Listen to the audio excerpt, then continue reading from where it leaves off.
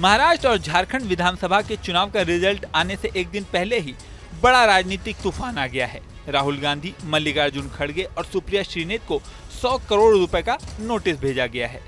ये नोटिस विनोद तावड़े ने भेजा है। इलेक्शन रिजल्ट से सिर्फ एक दिन पहले मिले इस नोटिस से राजनीतिक सरगर्मी बढ़ गई है। महाराष्ट्र में दरअसल 20 नवंबर को वोटिंग होनी थी। इससे एक दिन पहले यानी 19 नवंबर को महाराष्ट्र में बीजेपी के सचिव विनोद तावड़े पर बड़ा आरोप लगा। कांग्रेस ने आरोप लगाया कि उन्होंने वोट के लिए कैश बांटे हैं। एक्स हैंडलर पर भी इस मामले में एक वीडियो पोस्ट किया गया। दावा किया गया कि एक वीडियो है जिसमें नाला सोपारा में विनोद तावड़े पैसे बांट रहे हैं। कांग्रेस ने इस वायरल वीडियो को लेकर कई दावे किए। एक प्रेस कॉन्फ्रेंस भी की गई। हालांकि विनोद तावड़े ने इन सभी आरोपों को गलत बताया।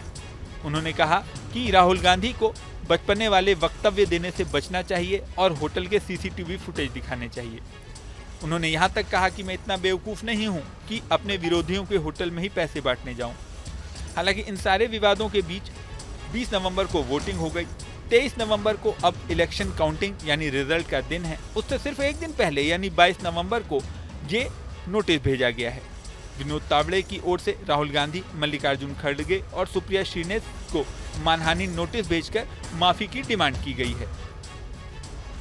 इन तीनों से कहा गया है कि तीनों लोग अपने आरोपों के लिए माफी मांगे।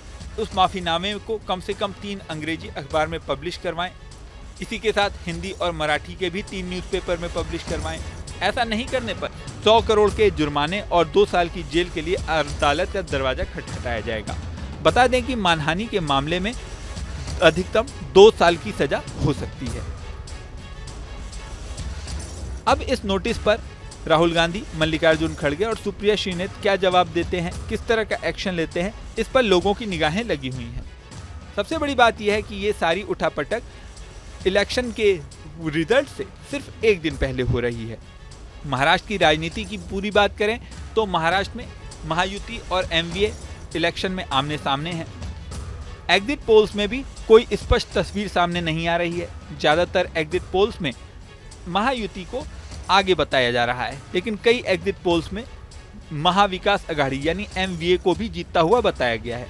इससे भी बड़ा पेच यह है कि साल 2019 में हुए विधानसभा चुनावों में कोई भी एग्जिट पोल एकदम सही साबित नहीं हुआ था और अनुमानों में काफी अंतर दिखाई दिया था।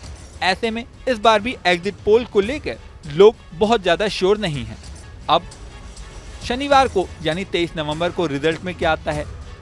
इस मानहानि नोटिस के बाद राहुल गांधी, मल्लिकार्जुन खड़गे और सुप्रिया श्रीनेत किस तरह से जवाब देते हैं, इन सब सवालों के जवाब अब वक्त देगा। इस वीडियो में फिलहाल इतना ही। बने रहें न्यूज नेशन के डिजिटल प्लेटफॉर्म पर। न्यूज नेशन अब व्हाट्सएप पर खबरों की ताजा अपडेट के लिए न्यूज नेशन के इस QR कोड को स्कैन करें।